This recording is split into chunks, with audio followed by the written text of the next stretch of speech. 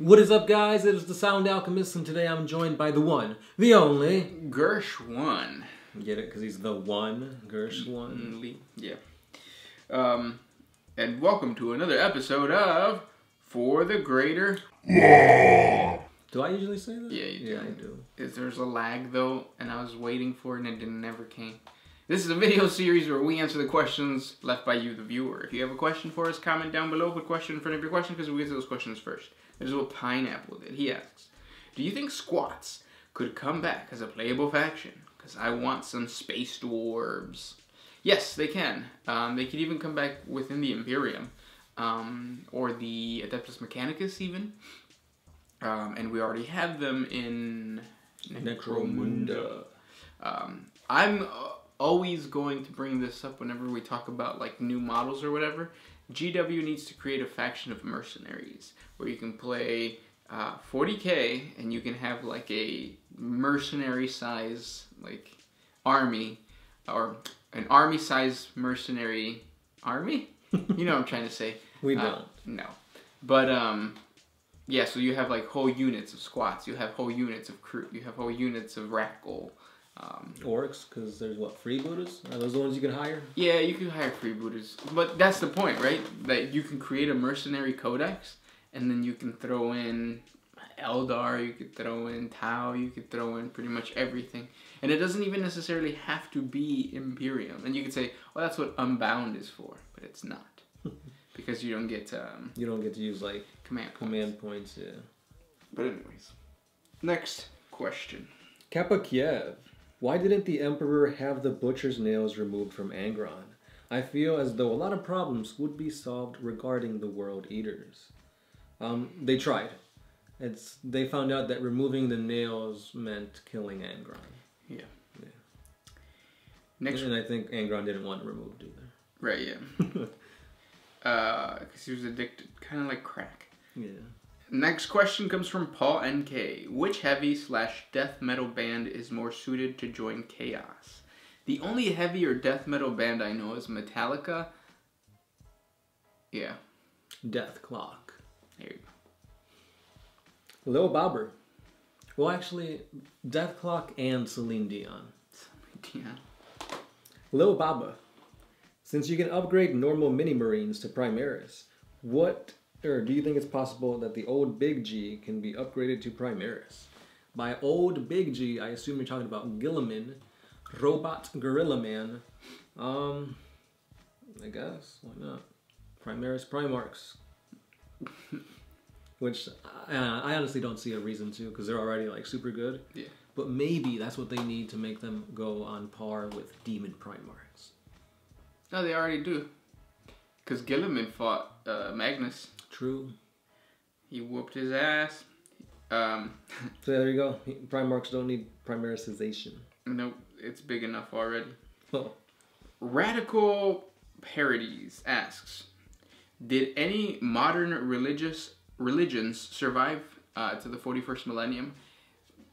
No. In the lore, no. But if you wanted to create a faction or something lore-wise, you could just say that it was a lost planet from the days of the Dark Age of technology that actually still maintain whatever religious practice you want.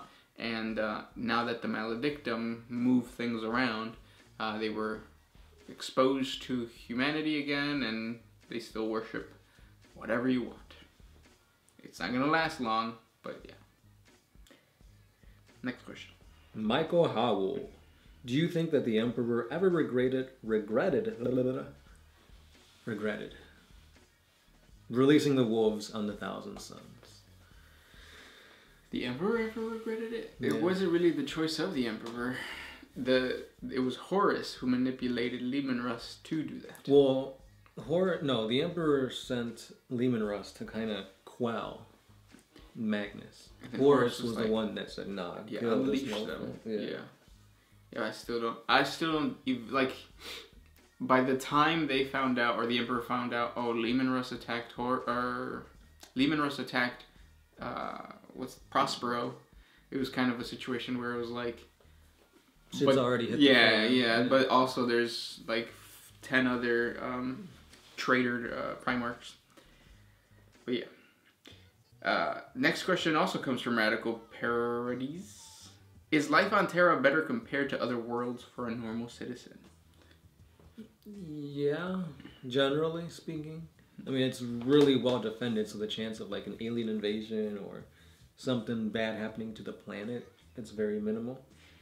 But at the same time, you're probably still working like manufactorums or something like that. You know what's really funny about the citizenship of the Imperium?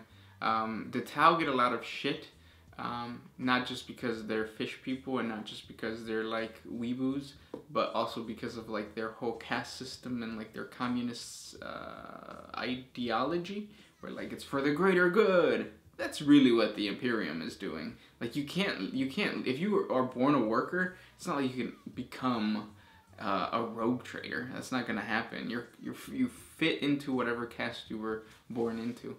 But nobody talks shit about that. Right. Instead of it being for the greater good, it's for the Imperium. Yeah, it's the same damn shit. Next question. DeFool06. So we've got Holy Terra, or Earth, as the capital world of the Imperium. Mars is the main forge world of the Mechanicum, or the main factory for the Imperium. Titan is the Grey Knight's chapter world.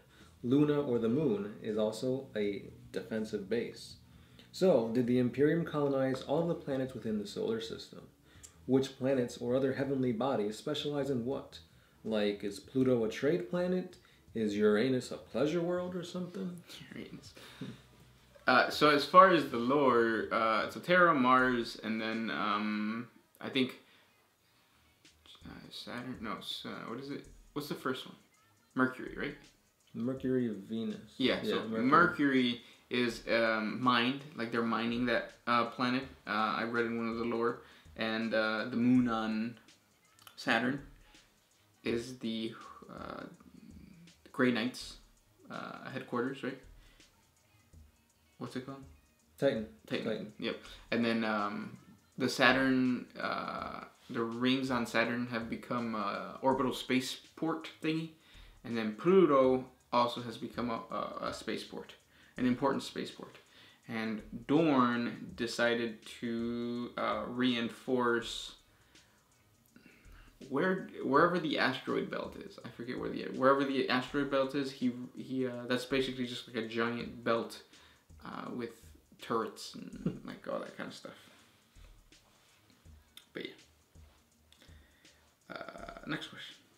Firefly Gaming. Question! This is for your Greater Wall video, but also to the Sound Alchemist. Would you ever consider making a story featuring Farsight and Drago fighting side by side during a chaos incursion, and turn it into a video for us to listen to? I would imagine this would literally be like porn for you, and it would be absolutely awesome. Greetings from the UK, and praise the Emperor. It's a pretty cool idea. I don't know if you know or not, but I do have my own like fan lore on my own version of the Farsight Enclaves, so I might include something in there.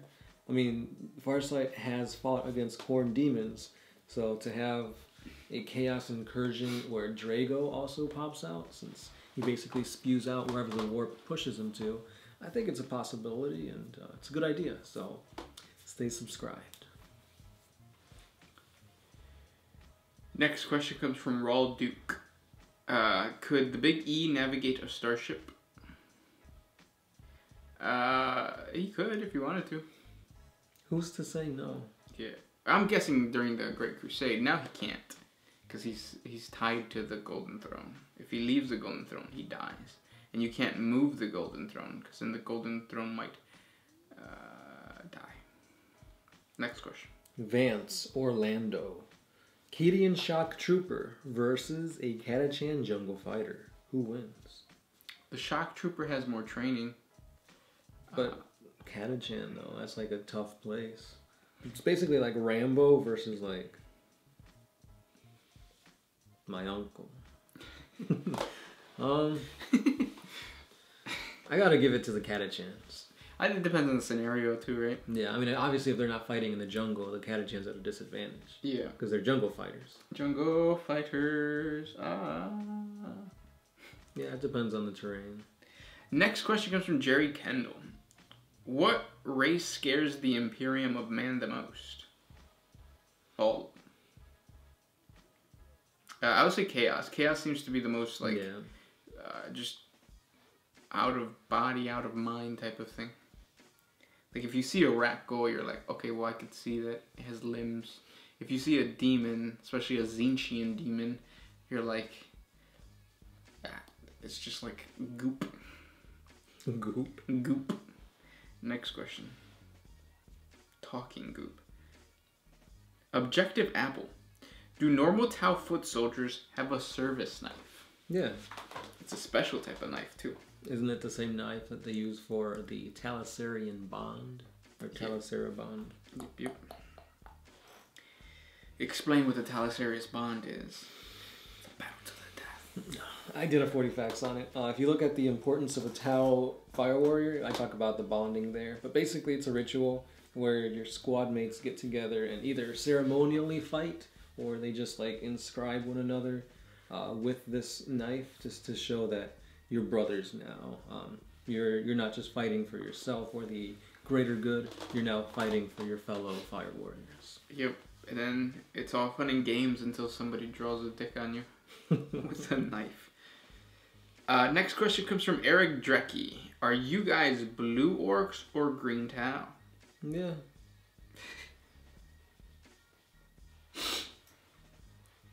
Frank S. Why do I keep losing a single sock from a pair? In the 40K universe, I mean. Because you don't know how to do laundry? In the 40K universe, I mean. Yeah, the second time wasn't the same. Raul Duke. Could the Big E navigate a starship?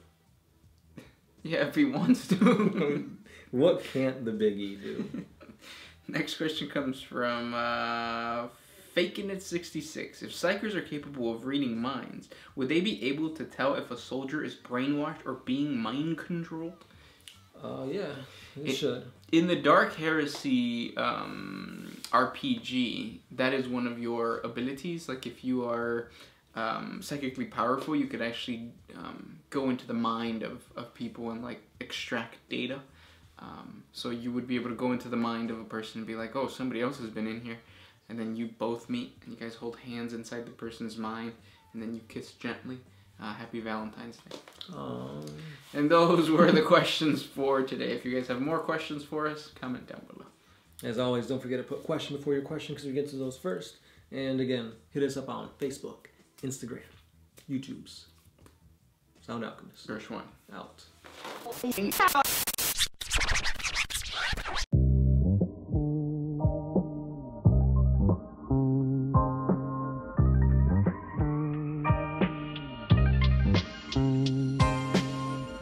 Always used to put my freedom first in any situation.